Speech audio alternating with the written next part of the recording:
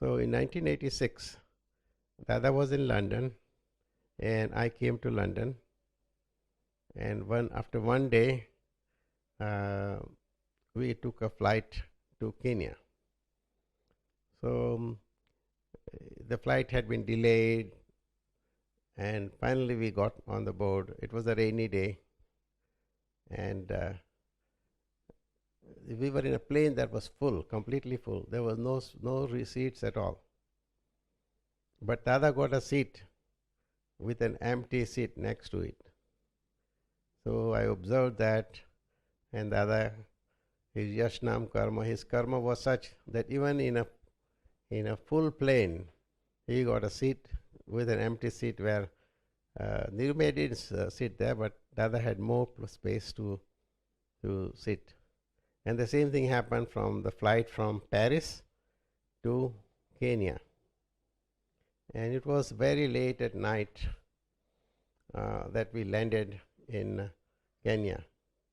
And then Dada said, Nirvan, we have come to a new continent.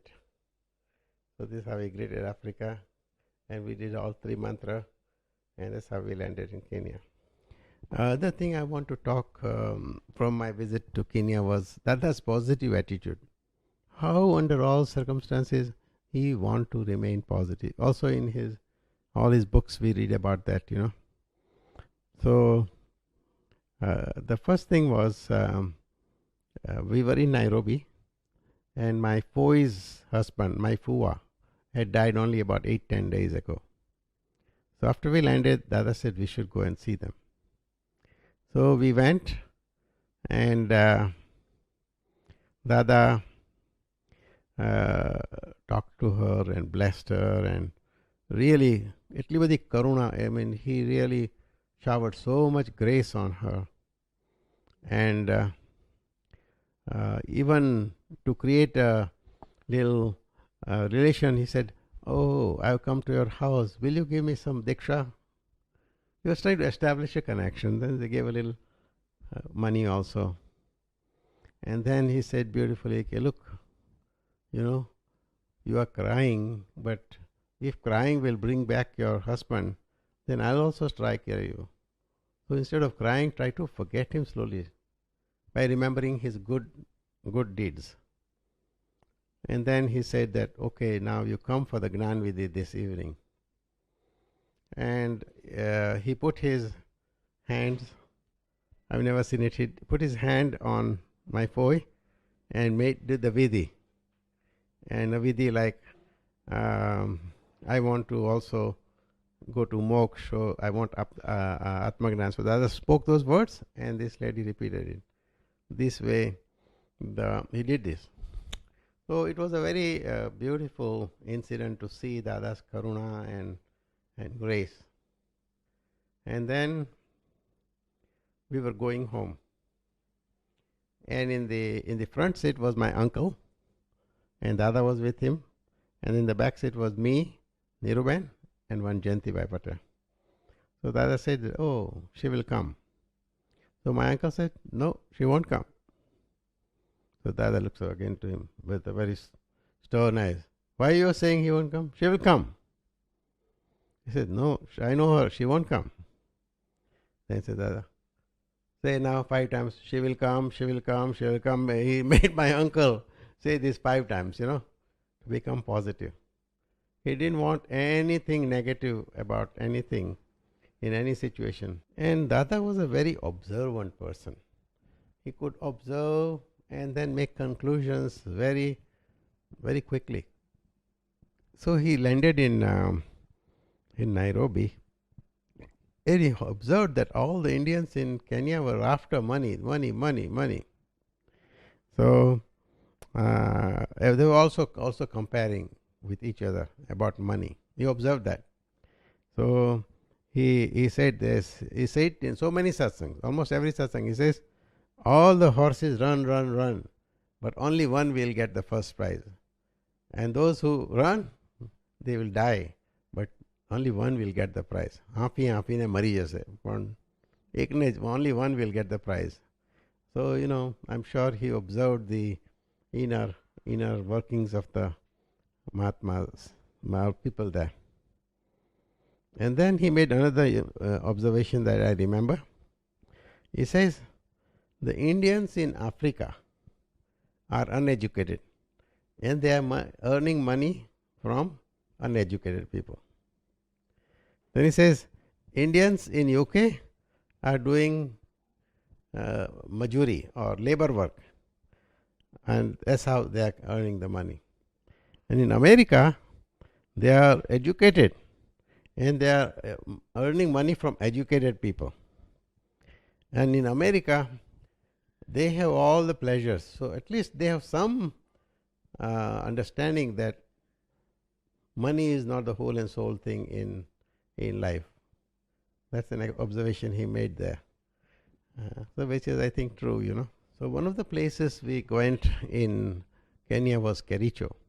It's a beautiful town at a high altitude with lots of tea gardens. So we went in the morning and took Dada to the tea gardens, and then we had lunch, and then Dada rested, and then he did satsang. And that was a good satsang. Lot of people asked questions and everything. But the most unique thing was a gentleman came and he just asked questions to Dada, very high level questions. And Dada gave their answers, pat, like he didn't have to think and give the answer. So I think those question answers, you can get it. They were printed in Akram Vignan, and you can put it somewhere so you can know that those 10 questions. But I remember one or two of them. He said, who is the poorest of poor in the world? So I started thinking, what is that? Then he said, the one with a lot of money, still running after money all the time, is the poorest of the poor. Now nobody would have thought about that. Then he says, what's the most beautiful thing in the world? Then he says, Atma. And what's the most ugly thing in the world? He says, ego. And like that, there were 8-10 questions. I don't remember all of them. But you could see you could see that he was speaking from a different level. He was not speaking from the intellect. He was speaking from the seeing of the knowledge, from the level of Keval Jnana. He was giving those answers. Then, very interesting thing, he told two very interesting things to me, for me personally, when I was in Kenya and Zambia. One of them was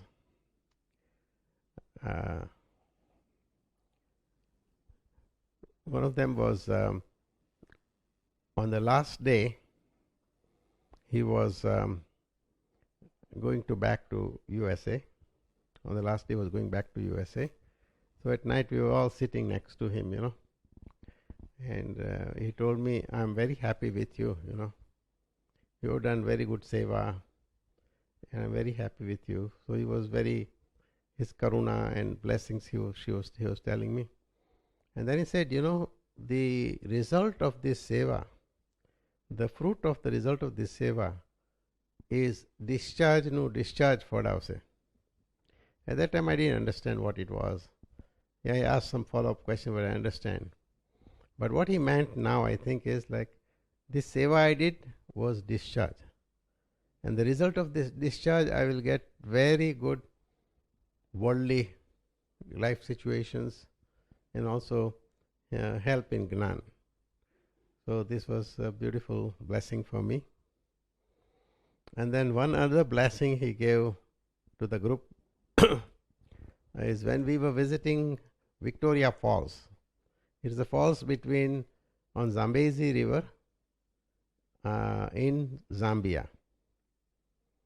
And so we went in the morning and we took Dada everywhere. And the road was not good, you know. His wheelchair couldn't go everywhere. So we had to lift up Dada and then move him around, you know. And then when the seeing was over, he was seeing with a lot of interest to us. It looked like he was seeing with a lot of interest. And then it was lunchtime. So we were sitting under a tree. And then Dada said, I'm very happy with all of you, because today you have carried the weight of a Gnani. and in every life you have carried the weight of sansar. So this is a great blessing for all of you. So he said that. That was beautiful for me. Another idea of how the others see the world flawless and how he encourages people was when we were in Zambia. When we came to Zambia, there was a person by the name Mohan Bhai who was trying to arrange our trip in Zambia. And he was also on the temple committee in Zambia. So, this program came for discussion in that committee. And then somebody said, we cannot sponsor Dada Bhagwan because he says there is no God. And in this temple, we cannot invite person who says there is no God. So nobody knew about Dada's philosophy, but this guy said it. So the committee cancelled his program. So then Mohan Bhai had to personally and privately arrange this whole trip. And when he was discussing this with Dada, Dada said very beautiful thing, He said, the person who stopped this satsang being arranged is not at fault. It is the punya of the whole country, all the people of the country that was not ripe for this good knowledge. That's why he was a nimit for that. He is not at fault. So beautiful. Otherwise, we would have said, oh my God, what that guy, No. Dada said it in a different way. And then he consoled this Mohan Bhai very well. Tamaro mark nathi aato badana ka. This is all the result of the karmas of everybody. So he blessed him and he was very solved the problem like that.